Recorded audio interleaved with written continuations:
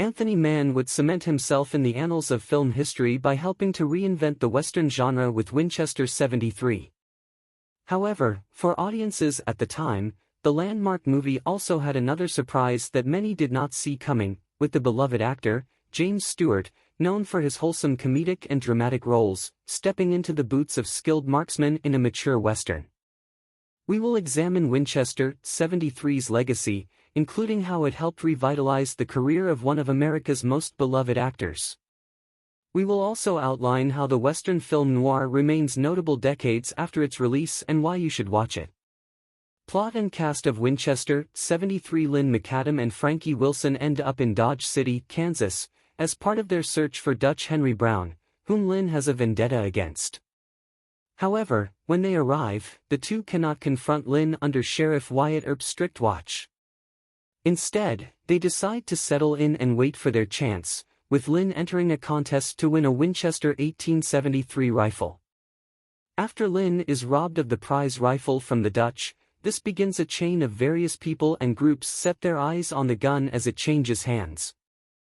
At the same time, Lynn finds himself falling for a woman named Lola, who gets dragged into the violence around trying to get the gun back. Jimmy Stewart played the lead role of Lynn McAdam. Jimmy Stewart was already a household name at this juncture, appearing in classics such as Mr. Smith Goes to Washington, The Shop Around the Corner, and one of the best Christmas movies of all time, It's a Wonderful Life. Across from Stewart as the romantic interest to his Lynn, was Shelley Winters as Lola Manners. Winters was best known for her roles in such films as The Poseidon Adventure, Lolita, 1962, and The Night of the Hunter. Millard Mitchell played Lynn's partner Frankie Wilson, and Stephen McNally played Dutch Henry Brown. Other notable names attached to the project include Rock Hudson, Will Geer, Dan Duryea, Charles Drake, and John McIntyre. Winchester 73 was directed by Anthony Mann, whose 44 directorial credits include standouts like El Cid, Men in War, The Glenn Miller Story, The Furies, and The Tin Star. The movie was written by Robert L. Richards and Borden Chase, based on the novel by Stewart N. Blake. The novels of Stewart N. Blake were also adapted into the features My Darling Clementine, 1946, and The Westerner, 1940. Winchester 73 saw Jimmy Stewart in a surprising role. Winchester 73 is a unique role in the actor's filmography that marked a drastically different change in pace for the actor, best known for his wholesome, small-town hero parts that dominated his early career. A large part of this comes from the period, with Winchester 73 reflecting a post-World War II, with the sentiments of the populace and Stewart himself shifting after the turbulent and traumatic period of American history. Having Jimmy Stewart star in a Western was a new step for the actor. Not only was the content of Winchester 73 darker and more gritty than anything James Stewart had ever done, but it also marked a shift away from the happy, friendly characters he was known for in his comedic and drama-heavy performances that predated the 50s Western. For audiences at the time, many found it too shocking to see Stewart as a man always on the verge of violence. However, this gamble paid off for the actor, with Anthony Mann and Jimmy Stewart teaming up for several Westerns. In addition, Stewart's career would become defined by his work with Alfred Hitchcock, working with the icon of horror/thrillers in Rope, Rear Window, The Man Who Knew Too Much, and Vertigo, the 50s being a drastic change for him as an actor. Winchester 73 is considered a landmark of the Western genre, helping usher in the more mature approach to the genre that defined the 50s. It remains one of Anthony Mann's most respected works. While the change of pace of James Stewart proved to be shocking to many audiences at the time, Stewart received general praise for his ability to transition into the role of Lynn McAdam with such conviction.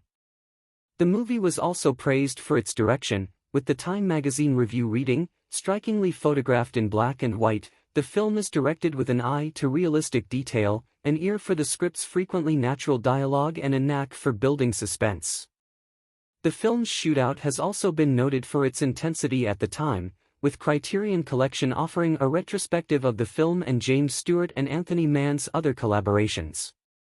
On the pivotal scene in Winchester 73 foot and how it defined Stewart's shift in known characters, K. Austin Collins for Criterion commented, This is the most violent moment in a film that is not lacking for dynamic, memorable shootouts and uncomfortably intimate showdowns in tight confines that might make any man seem vulnerable. Its violence is owing almost entirely to a single shot of Stewart's face, a money shot that undoes what we think we know about a man we're inclined to trust, reveals him to be not only darker but more sour than we previously understood. The Jimmy Stewart-led Western stands tall today, sitting on Rotten Tomatoes with a 100% critic score and 86% from audiences.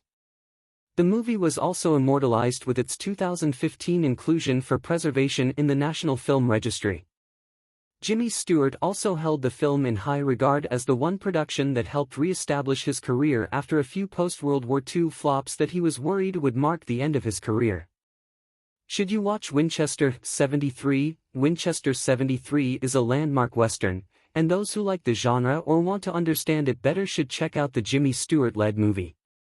At the same time, the 50s have outdated elements that may not sit well with modern viewers, including Rock Hudson playing an indigenous person.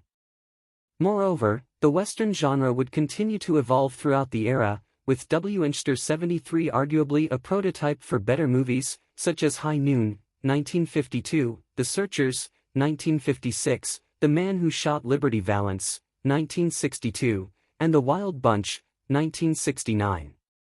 Fans of modern westerns can even look at films like Clint Eastwood's landmark The Unforgiven, 1992, which takes the formula outlined in the 50s and perfects it. Regardless, if you are even slightly interested, you should watch the Anthony Mann classic. You can stream Winchester 73 on Starz or rent it on Apple TV or Amazon.